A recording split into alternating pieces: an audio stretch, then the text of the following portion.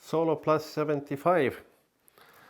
As you can see, the house is not finished from inside, it's finished from outside, but in the interior we are still working on flooring and some other parts. I built this cabin to prove the concept. I've seen other people around the world building them, but I wanted to really make sure that this is a good thing, and but it's a better method to get this knowledge than to eat your own dog food, right? What did I discover during this process? That yes, it is fairly easy, fairly efficient way to build it. In many areas of the world, you don't even need a building permission for a small unit like this. Unfortunately, here we do. So this is a main living area. It will be used by my mother, an elderly single woman, so it will be enough. And kitchen area here, and the bathroom right here. Bathroom is actually quite big.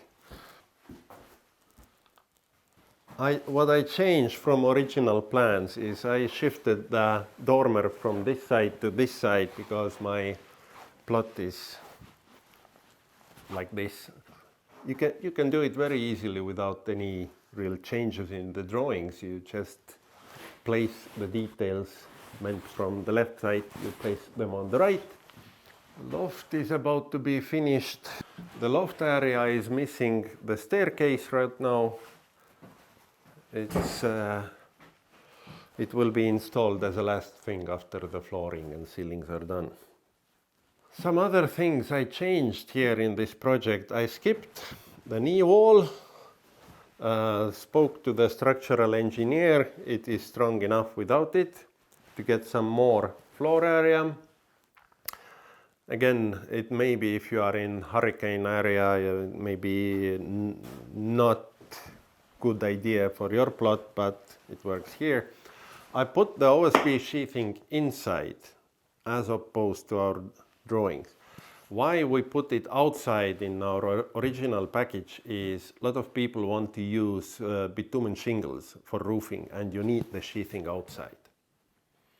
Since I went for standing seam roofing, I needed the battens anyways. So I put it on inside, so I have a stronger wall if I want to fix anything to it. And well, you do need a sheathing. It has to be or inside or outside, but you do need it. I have polyurethane foam as an insulation, 6 inches of it, so it will be very, very warm and also rigid, but still you need sheathing, OSB or plywood, your choice. When we put together the DIY plan set, I had the hypothesis that this step-by-step installation guide and sourcing the material by the simple material list would be easy, and yes, I can confirm it is. It was really easy to take the list of materials to the building store. They just put the stuff together, shipped it on my site, and I could start working. Well, I'm quite happy with the result, and I'm pretty sure my mother, who will be living here, will be happy too.